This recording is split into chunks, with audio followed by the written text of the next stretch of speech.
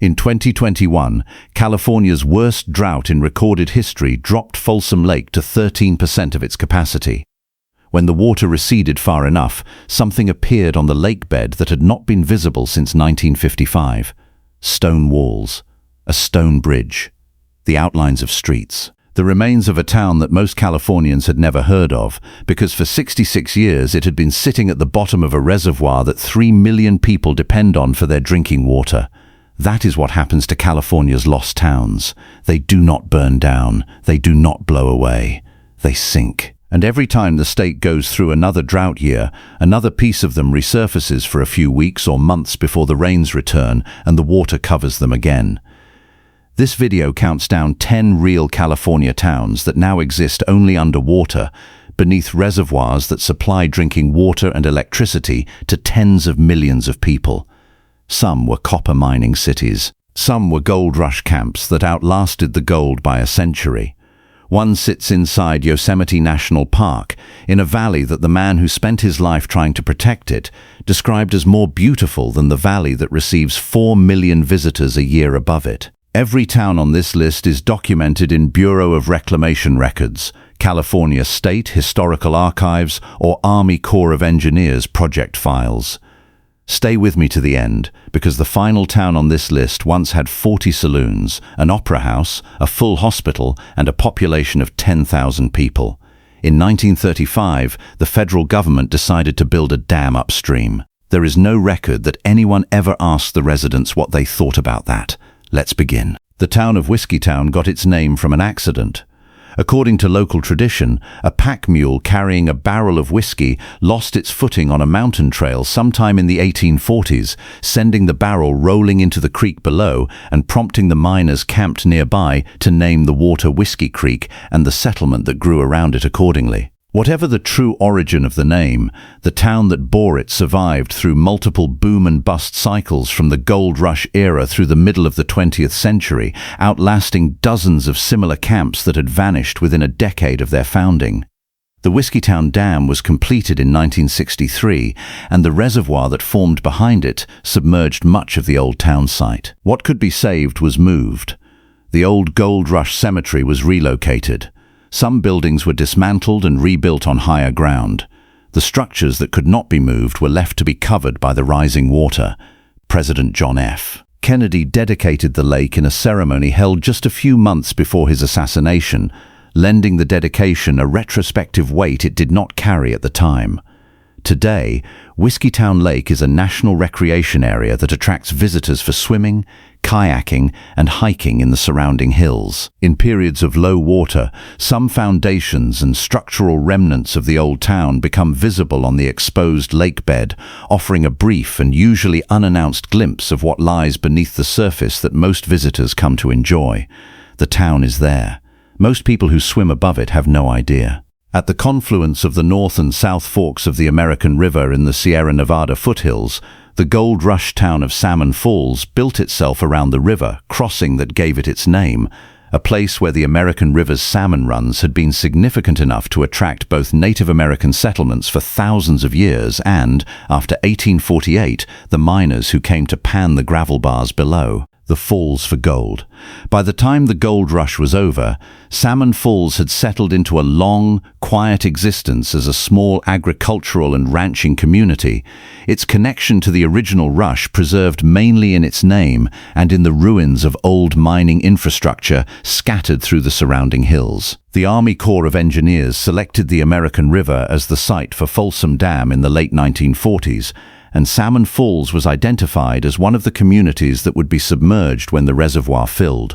The federal acquisition process proceeded through the 1950s, and the town was underwater before most of the surrounding region had finished absorbing the post-war growth that was beginning to transform the Sacramento Valley below. During the severe droughts of recent years, particularly the historic low water levels of 2021 and 2022, the old Salmon Falls Bridge began to reappear above the surface of Folsom Lake, its stone arch emerging from the receding water in a series of photographs that circulated widely because they captured something genuinely strange. a 19th century stone bridge rising from a 20th century reservoir in a 21st century drought, still perfectly intact after 65 years underwater.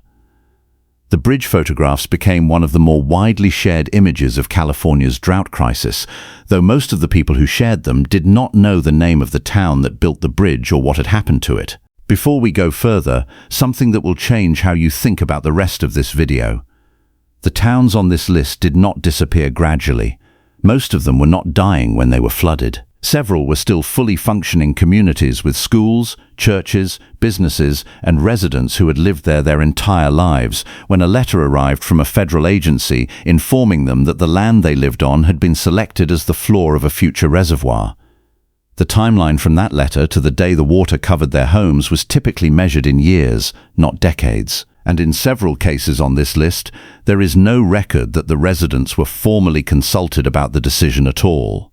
Copper City, California, which sat on the Sacramento River downstream from Kennett in what is now the northern arm of Shasta Lake, was a copper smelting and mining town that had operated for decades before the Bureau of Reclamation began planning the Shasta Dam project in the 1930s. Like Kennett, like the other communities in the Sacramento River Canyon that would be flooded, Copper City was acquired by the federal government, its residents relocated, its structures demolished or simply left in place as the water rose.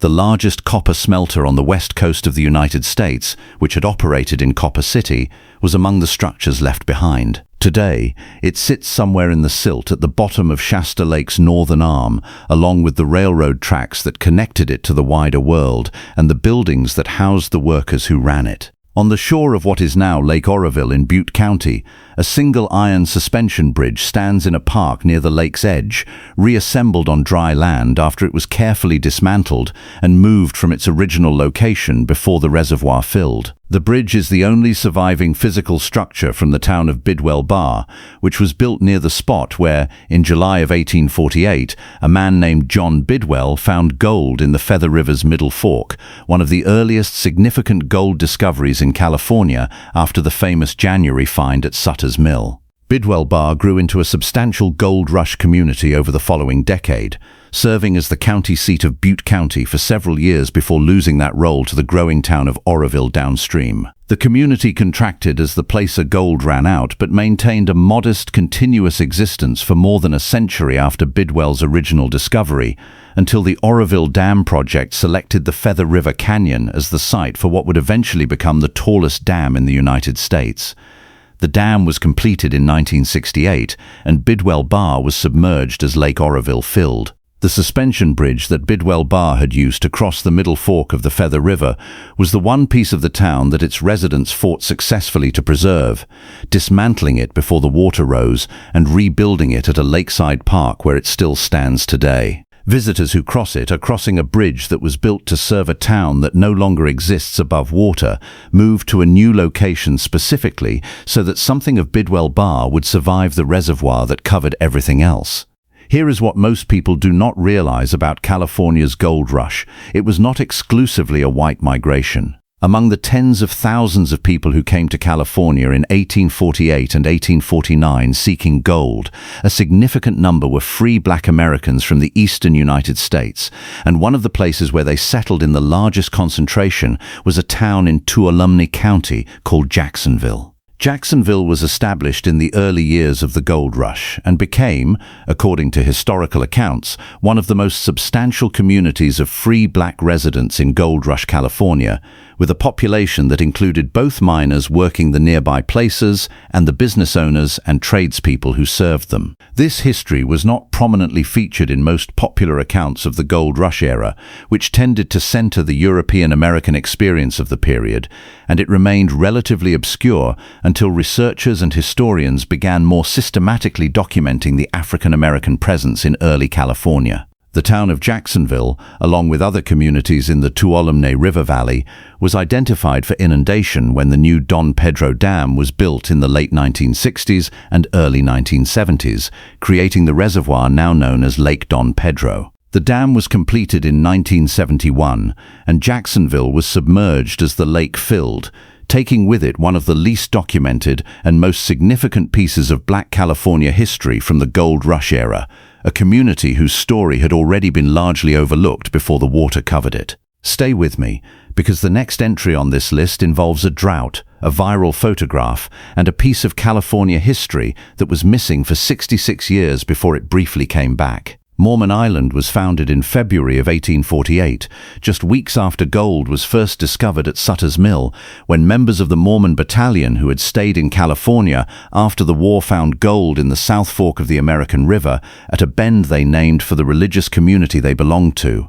Word spread immediately. By 1853, Mormon Island had grown to a community of more than 2,000 people, with 4 hotels, 3 dry goods stores, 5 general stores, and an express office connecting it to the wider commercial world of the gold rush. The town survived long after the placer gold was exhausted, persisting as a small agricultural and ranching community through the late 19th and early 20th centuries, until the Army Corps of Engineers began planning Folsom Dam in the late 1940s. Mormon Island was identified as one of the communities that would lie within the reservoir zone. Its residents were relocated, and its cemetery was moved to a new location called the Mormon Island Relocation Cemetery, which still exists on higher ground near the lake. In January of 2021, as Folsom Lake dropped to historically low levels during California's drought, photographers who went to the lakebed to document the exposed waterline found themselves walking through something unexpected. The stone foundations and structural remnants of Mormon Island, emerging from the mud for the first time since 1955. The photographs circulated widely because they showed something most people had no framework for understanding. A town they had never heard of, reappearing from beneath a reservoir they had driven past hundreds of times, looking exactly like what it was. A place that had been underwater for most of their lives without anyone telling them it was there. The old Putah Creek Bridge in Napa County was built in 1896 and served the community of Monticello and the surrounding Berryessa Valley for more than 60 years. It was a working bridge, used for the daily business of a farming and ranching community that had put down roots in the valley when California was still a young state. When the Bureau of Reclamation built the Monticello Dam and the rising reservoir began to cover the valley floor in 1957, the bridge was left in place.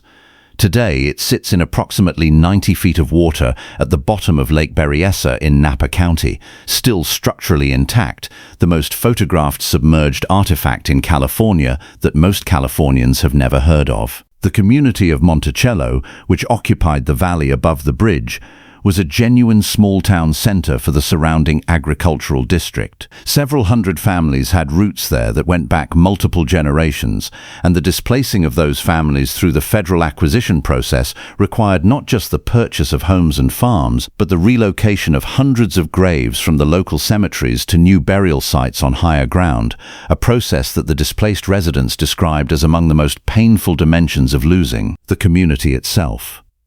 What most visitors to Lake Berryessa do not know as they photograph the spectacular Morning Glory spillway, the perfectly circular concrete funnel that drains excess water from the reservoir and has become one of the most shared images of California infrastructure, is that the spillway was named after the dam that took its name from the town beneath the water, Monticello Dam. Monticello, Napa County. A town whose name now attaches to an engineering icon photographed by millions of people who have no idea there was ever a community there at all. Old Malone sat on the Stanislaus River in Calaveras County and had the distinction of being one of the last significant gold rush communities in California to be submerged by a dam project.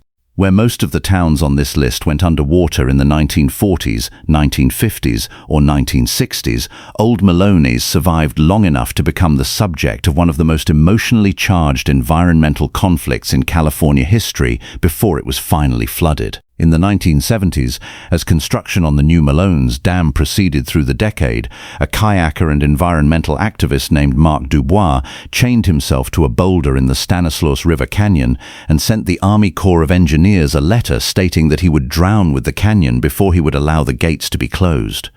Dubois was not alone. The campaign to save the Stanislaus River Canyon drew national attention, with tens of thousands of people signing petitions, writing letters to Congress, and in some cases making their own final river trips through the canyon before the water rose. The gates closed anyway. The reservoir filled, Old Malone's, and the canyon above it went under. The campaign to save it had failed, but it did not disappear without consequence. The Stanislaus fight is widely credited by environmental historians as a catalyzing moment for the American river conservation movement, contributing directly to the passage of the California Wild and Scenic Rivers Act. The canyon that was sacrificed helped save dozens of others. That is not nothing. But it is also cold comfort for a town that is now at the bottom of New Malone's Lake, having survived for a century and a half of California history, only to become a reservoir in the year of the first Star Wars film. In 1908, the city of San Francisco asked Congress for permission to dam the Hetch Hetchy Valley, a glacially carved granite valley inside Yosemite National Park, for the purpose of creating a municipal water reservoir. The request triggered the most significant environmental controversy in American history to that point, a 6-year public battle that divided the country's nascent conservation movement and produced one of its defining defeats. John Muir, who had spent decades working to establish and protect Yosemite, described Hetch Hetchy as the twin of Yosemite Valley itself, equally vast, equally beautiful, with a river flowing through its floor and waterfalls dropping from its granite walls. Muir and the Sierra Club he had founded fought the dam proposal in print, in public testimony, and in letters to anyone they could reach who might influence Congress. They argued that flooding a valley inside a national park would set a precedent that no protected land could ever be considered truly safe from development. Congress passed the Raker Act in December of 1913, authorizing the dam. John Muir died the following year.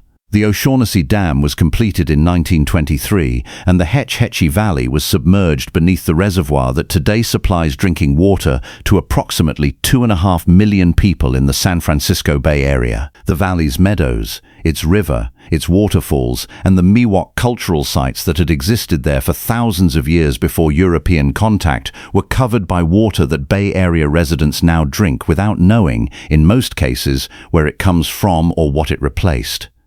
Efforts to restore Hetch Hetchy by draining the reservoir have been proposed and debated since at least the 1980s. The dam remains. The valley remains flooded. John Muir's description of it survives in his own published writing, which is the only way most people will ever know what was there. In 1911, at the height of its prosperity, Kennett, California, had a population estimated at close to 10,000 people. It had 40 saloons. It had an opera house. It had a full hospital, multiple schools, a post office, a courthouse, and every other institution that a functioning American town of the early 20th century was expected to maintain. The source of all this prosperity was copper. The Mammoth Mine and the Galinsky Mine together supplied ore to the largest copper smelter on the west coast of the United States, which processed it into the commercial copper that electrified American cities and armed the Allied forces in the First World War. The smelter produced something else alongside the copper. The acid smoke from its furnaces killed every living plant within 15 miles in every direction, stripping the hills around Kennett to bare rock and sending acid runoff into the Sacramento River below. By the time the copper mines played out in the early 1920s, Kennett was already declining, its population falling as the economic foundation collapsed. When the Bureau of Reclamation engineers arrived in the 1930s to survey the Sacramento River Canyon for a potential dam site, they found a town that was diminished from its peak but still inhabited, still operating, still home to families who had lived there for generations. There is no record of any public hearing ever being held to ask Kennett's residents what they thought about the dam. The Bureau of Reclamation proceeded through the federal acquisition process, acquiring the properties within the future reservoir zone through a combination of voluntary sales and whatever legal authority the agency possessed to compel the rest. Most residents sold. A few waited until the water was literally rising around their homes before leaving.